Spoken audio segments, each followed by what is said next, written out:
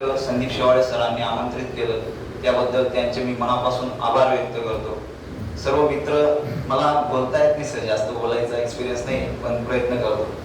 मित्रांनो, कालपर्यंत मीही या गर्दीचा एक भाग होतो, पण आज मी जे कष्ट केले आणि सातत्यपूर्ण अभ्यास करून अशा गुरुवर्यांच्या मार्गदर्शनाखाली अभ्यास करून आज इथपर्यंत प्रवास आला. माझं एकच इच्छा आहे, सगळ्यांचे स्वप्न पूर्ण हो आणि लवकरात लवकर तुम्ही सुद्धा या स्टेजवर इथं सत्कार स्वीकारायला यावं ही सदिच्छा व्यक्त करतो. मित्रांनो, माझा प्रवास सांगायचा झाला तर 2018 साली मी छत्रपती संभाजीनगर येथे खाजगी कंपनीत हेल्पर म्हणून जॉब करत होतो आणि तिथं ते काम करत असताना असे वाईट अनुभव आले की माणसाला किंमत काडीची नव्हती. तिथं फक्त एखाद्या आम्हाला सारखं राबवून घ्यायचं आणि त्याची बाकी मानवी हक्क जो असतो त्याच्यावर गदा नक्कीच येण्याचा प्रकार आहे सर. खाजगी कंपन्यांचे कामं ज्या मुलांनी केले असतील त्यांना अनुभव आला असेल आणि कुठेतरी मनात वाटत होतं आपली ही जागा नाही आहे, आपली जागा दुसरीकडे कुठेतरी असू शकते. आणि त्याच्यामुळे मी शोधत होतो काहीतरी करता येईल का आपल्या जीवनात चांगलं. आणि मी लहानपणापासून वारकरी संप्रदायाचा वारसा माझ्या घरात होता, गावात होता आणि त्या वातावरणात वाढलो होतो. मला भजन कीर्तन याची आवड होती लहानपणापासून, त्याच्यामुळे वाटत होतं त्याही क्षेत्राकडे मला आवडत होतं जायला. मग मी सहज विचार करत होतो असताना दिवाळीला घरी आलो होतो आणि माझा मित्र निलेश सोनवणे आहे, गावातलाच एक बालमित्र, त्याने स्पर्धा परीक्षेचा अभ्यास नुकताच चालू केला होता. तो मला फक्त एक सहज टाइमपास म्हणून 22 वाचनालयात घेऊन आला आणि मला आल्या आल्या तात्याचा ठोकळा दिला त्याने हातात. आता तो ठोकळा वाचताना मला इतिहास विषय वाचायला सुरुवात केली मी आणि वाचता वाचता वाचता ते समाजसेवक वगैरे वाचायला लागलो. तर ते आतूनच एक असं वाटायला लागलं हे खूप सोपं आहे, करू शकतो मी. पण ते पुढे जाऊन कळलं हे खूप सोपं नाहीये, हे दिसायला सोपं आहे पण सगळ्यात कठीण आहे. तेव्हा मग मी याच्यात झोकून द्यायचं ठरवलं पूर्ण. आणि त्या काळात मग राकेश पवार सर असतील, शेवाळे सर असतील, हे दोघं नामवंत व्यक्ती पुण्याहून नुकतेच मालेगावात आले होते आणि आपल्यासारख्या गोरगरीब विद्यार्थ्यांसाठी ज्ञानदानाचं काम त्यांनी चालू केलेलं होतं.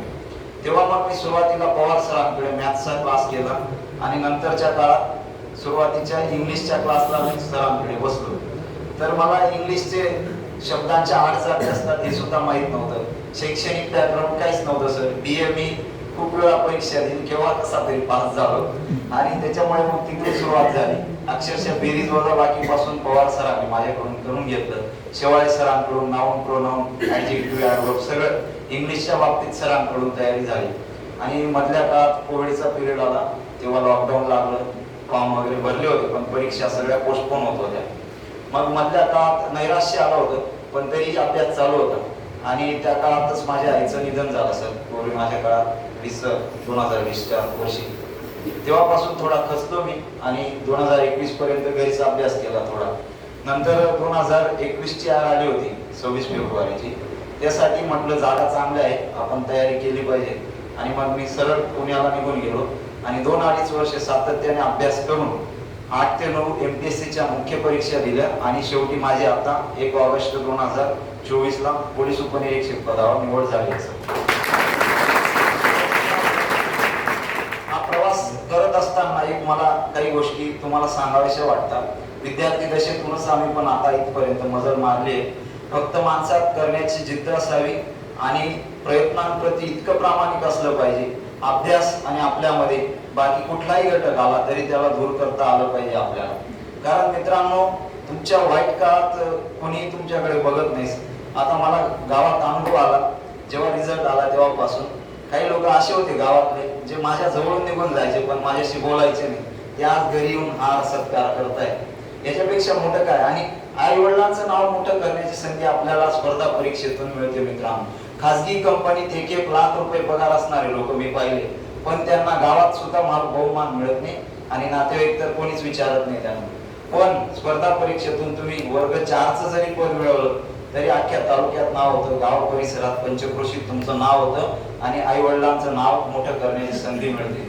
आज माझं अख्ख्या तालुक्यातून कौतुक होतंय. मला अक्षरशः म्हणजे डोळे भरून येतात, एवढं कौतुक मी आयुष्यात कधी आपण पाहिलेलं नाही.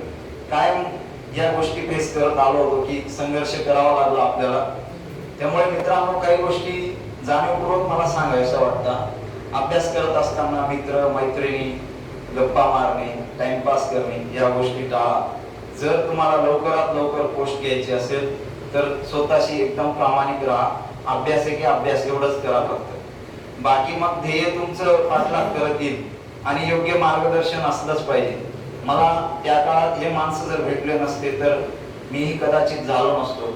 पवार सर असतील, शेवाळे सर असतील किंवा आमच्या बाविस्कर वाचनालयाचे गणेश पवार वगैरे 2-4 मित्र होते, त्यांच्याकडे बघत बघत मी अभ्यासाची सुरुवात केली आणि मधल्या काळात चांगलं यश मिळवलं.